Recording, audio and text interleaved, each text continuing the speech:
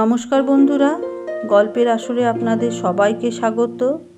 আজ আবার উপস্থিত হয়েছি সেই সময়ের পরবর্তী পর্ব নিয়ে। প্রলয়ঙ্কর ঝড়ে কলকাতা নগরীর অন্যান্য বহু অট্টালিকার মতন ব্রাহ্ম সমাজের উপাসনা ভবনটিরও প্রভূত ক্ষতি হয়েছে।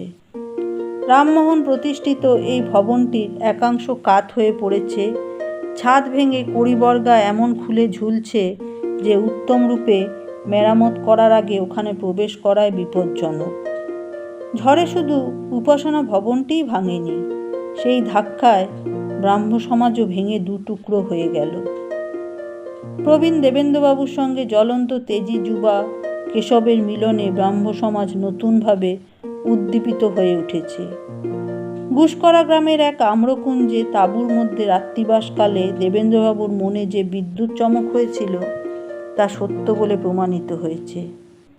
কেশব এই ধর্ম আন্দোলনটিকে স্থানীয় গণ্ডি থেকে মুক্তি দিয়ে সর্বভারতে ছড়িয়ে দেবার উদ্যম নিয়েছেন।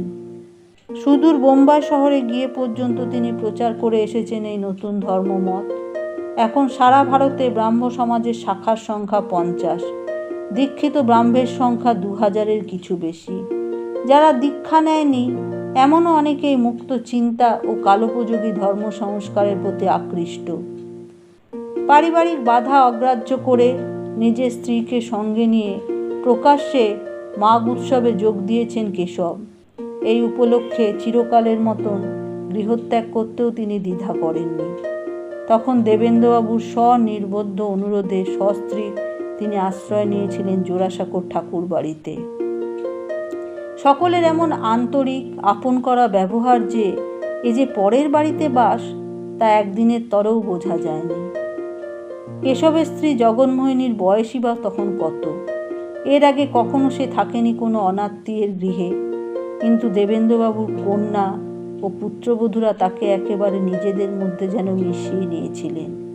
সকলে মিলে অন্দরমহলে কত আনন্দ ফুর্তি। জগন্মোহিনীর তবু মন কেমন করে তার একেবারে ছোট ভাইটির জন্য। সে দুঃখ তিনি ভুলে যান দেবেন্দ্রবাবুর কনিষ্ঠ পুত্র রবিকে দেখে। রবির মুখে সদ্য আধো আধো বোল ফুটেছে। জগন্মোহিনী প্রায় তাকে কোলে নিয়ে ঘুরে বেড়ায়। রবির বড় ভাই সোম আর দেবেন্দ্রবাবুর এক নাতি সত্য তার পায়ে পায়ে ঘুরে। এ শিশুরা তাকে মাচি বলে ডাকে। কিছুদিন ঠাকুরবাড়িতে থাকার পর কেশবের শরীরে একটি বিষম ফোড়া হলো, কার্বঙ্কল জাতীয়। দেবেন্দ্রবাবু খ্যাতনামা চিকিৎসকদের ডাকিয়ে চিকিৎসার কোনো ত্রুটি রাখলেন না। তবু বেশ কিছুকাল শয্যাশায়ী হয়ে রইলেন কেশব। তখন কেশবের আত্মীয় স্বজন অনুতপ্ত হয়ে কাকুতি মিনতি করে আবার কেশব ও জগন্মোহিনীকে ফিরিয়ে নিয়ে গেল কলুটোলার বাড়িতে। সেরে উঠবার পর কেশব আবার বিপুল বিক্রমে লাগলেন ব্রাহ্ম সমাজের কাজে। প্রথম যৌবনে বিষয় কার্যের প্রতি দেবেন্দ্রবাবুর মনে একটা খুব বিরাগের ভাব ছিল।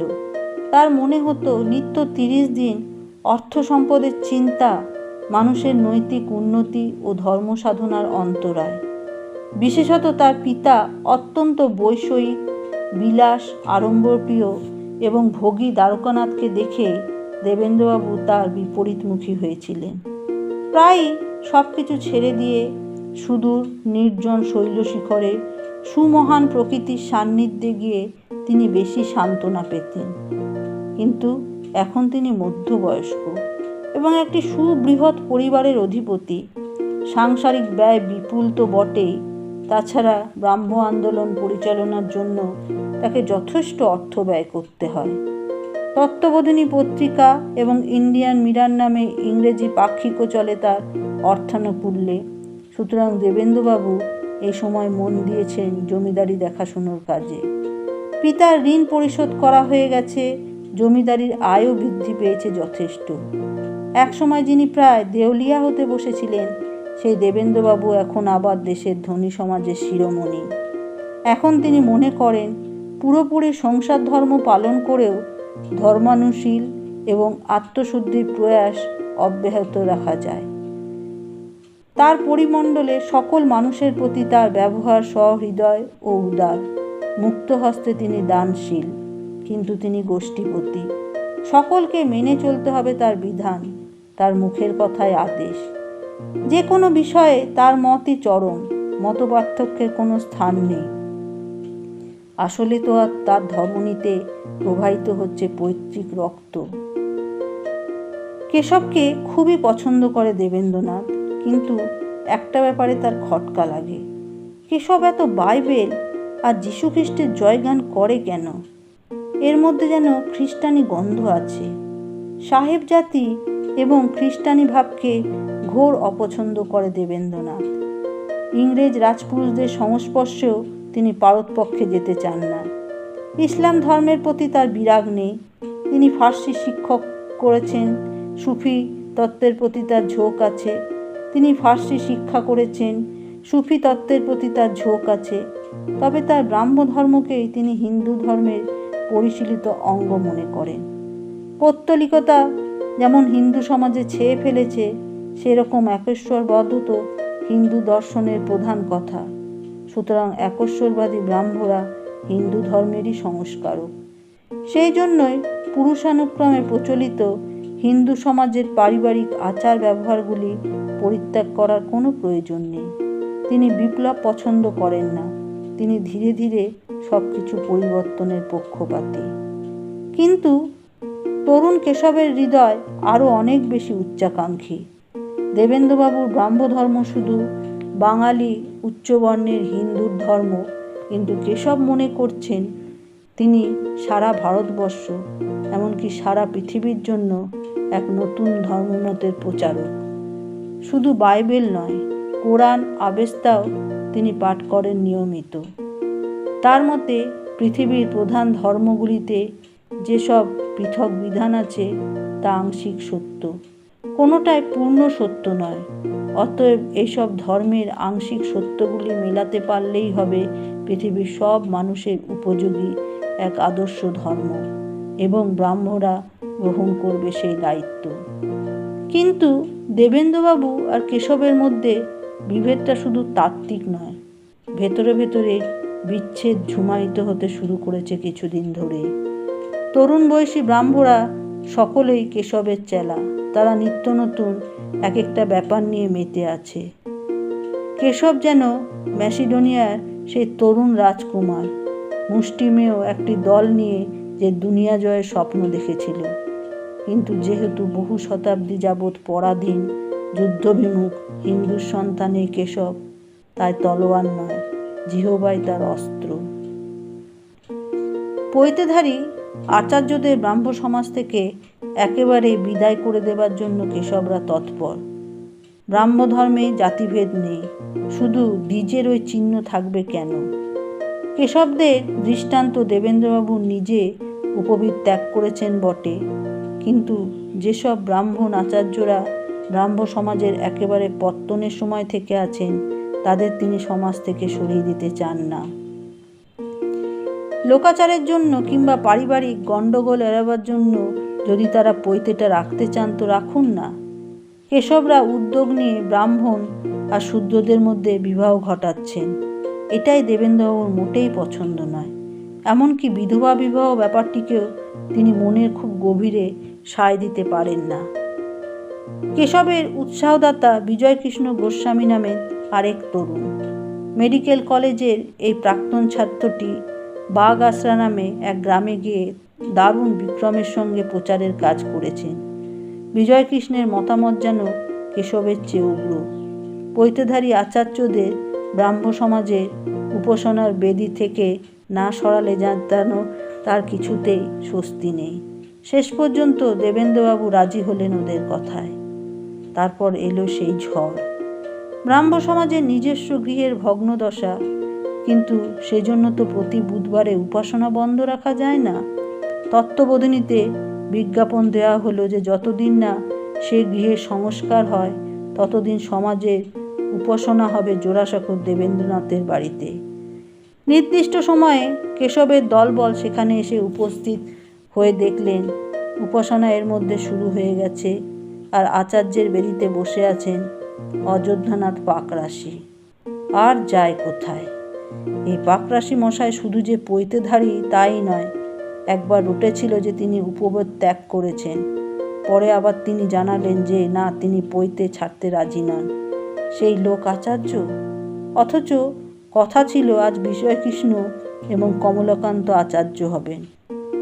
উপাসনার মাঝখানে ছোকরারা উত্তেজিতভাবে গোলযোগ শুরু করে দিল। দেবেন্দ্রবাবু এভাবে কথার খেলাপ করলেন কেন? দেবেন্দ্রবাবু উঠে দাঁড়িয়ে বললেন, এটা তো ব্রাহ্ম সমাজের অনুষ্ঠান নয়, এটা তার নিজের বাড়ি। এখানে তার ইচ্ছে মতন অনুষ্ঠান পরিচালনার অধিকার তার আছে। রবীন্দ্র বলল, মোটেই না। সকলের সম্মতি নিয়ে ব্রাহ্ম সমাজের উপাসনার স্থান বদল হয়েছে। সে স্থানটি যার বাড়িতেই হোক, সেখানে ব্রাহ্ম সমাজের বিধিমতোই সব কিছু চলতে হবে। দেবেন্দ্রবাবু তখন দু দলের মধ্যে আপোষ করার জন্য বললেন যে তাহলে এক কাজ করা যাক না, পাকরাশি মশাই বসেছেন, বসুন, তার পাশে আরেকজন পৈতে ত্যাগী আচার্য আসন নিন। তাহলে তো আর কারোর কিছু বলার থাকে না, বিজয়কৃষ্ণই হতে পারেন দ্বিতীয় আচার্য।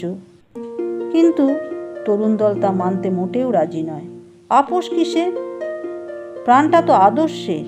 একই সঙ্গে পৈতে পড়ে ব্রাহ্মণ সেজে থাকা, আবার জাতিভেদহীন ব্রাহ্মধর্মে বিশ্বাসী, এ আবার কী রকম কথা? বাইরে সিঁড়িতে দাঁড়িয়ে বিজয়কৃষ্ণ চিৎকার করে বলতে লাগলেন, দেবেন্দ্রবাবু কি পোপ নাকি যে তার ইচ্ছে অনিচ্ছে অনুযায়ী আমাদের চলতে হবে? এবার কঠোর হলেন দেবেন্দ্রবাবু। হ্যাঁ, তার নির্দেশই চূড়ান্ত। পাকরাশি মশাইকে তিনি আচার্যের বেদি থেকে নেমে আসতে বলতে পারবেন না। যার ইচ্ছে হয় এই উপাসনায় যোগ দিক, আর যার ইচ্ছে হয় না চলে যাক। সদর বলে কেশব বিজয়কৃষ্ণরা চলে গেলেন সেই উপাসনা সভা ছেড়ে। অন্য এক ব্রাহ্ম বন্ধুর বাড়ির ছাদে গিয়ে বসলেন তারা। যেন স্বপ্নাদেশ পেয়ে দেবেন্দ্রনাথ তরুণ কেশবকে আর সব প্রবীণ ব্রাহ্মদের ডিঙিয়ে সমাজের আচার্য পদে প্রতিষ্ঠিত করেছিলেন। বস্তুত কেশবের হাতেই তুলে দিয়েছিলেন সমাজের ভার। আজ দেখা গেল সেই স্বপ্ন ভ্রান্ত। ব্রাহ্ম সমাজের ভবন এবং যাবতীয় সম্পত্তির যে ট্রাস্টি বোর্ড ছিল, তা থেকে কেশব ও অন্যদের তিনি সরিয়ে দিলেন কলমের এক খোঁচায়। ওদের কারুকে তার দরকার নেই। তার জ্যেষ্ঠপুত্র দ্বিজেন্দ্রকে করলেন ব্রাহ্ম সমাজের সম্পাদক। সহকারী সম্পাদক সেই অযোধ্যানাথ পাকরাশি, এবং নিজের হাতে রাখলেন সর্বময় কর্তৃত্ব। দেবেন্দ্রনাথের এই ব্যবহারে তরুণরা প্রথমে একেবারে হতবাক। ব্রাহ্ম সমাজের সব সম্পত্তি কি দেবেন্দ্রবাবুর নিজের নাকি? তিনি বেশি টাকা পয়সা দিয়েছেন বটে, কিন্তু এখন তো তা একটি ধর্ম প্রতিষ্ঠানের অধীনে এবং ব্রাহ্ম সমাজের কনস্টিটিউশনও আছে। সেসব অগ্রাহ্য করে দেবেন্দ্রবাবু নিজস্ব হুকুম জারি করলেন। এই যে স্বৈরাচার! রামমোহন রায়ের এই মত ছিল না যে ব্রাহ্ম সমাজ ভবনে সব ধর্মের লোকেরই উপাসনার অধিকার থাকবে। ব্রাহ্ম সমাজ ভঙ্গ হয়ে যদি দুটুকরোই হয়, তাহলে ট্রাস্টের বিষয়েও ভাগ খাওয়া উচিত, এমন মনে করলেন কেশব ও তার সমর্থকরা। কিন্তু সেসব কিছুই হলো না। ইন্ডিয়ান মিরর পত্রিকা সম্পাদনা করেছিলেন কেশব। সেই পত্রিকাও রাতারাতি অন্য সম্পাদক নিযুক্ত করা হলো। এতটা কেশব কিছুতেই মানতে রাজি নন। যিনি আর্থিক সাহায্য করেন, পত্রিকার উপরে কি শুধু তারই অধিকার?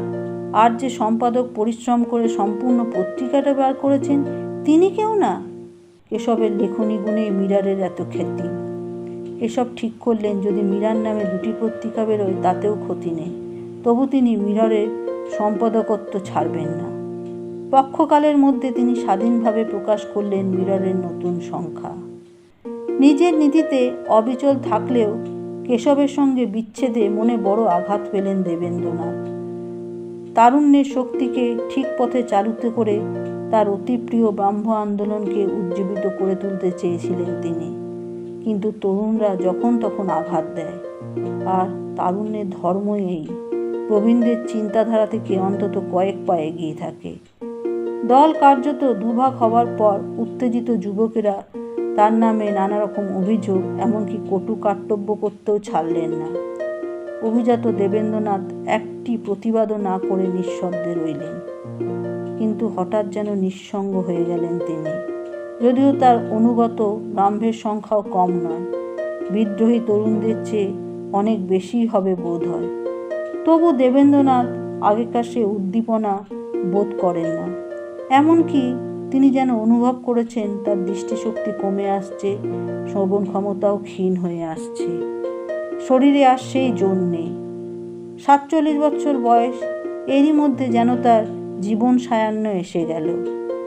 দ্বিতলের অলিন্দে আরাম কেদারায় তিনি চুপ করে বসে থাকেন। মনকে সব কিছুরই ঊর্ধ্বে নিয়ে যেতে পারেন না। বারবার মনে পড়ে কেশবের প্রজ্বলন্ত মুখখানি।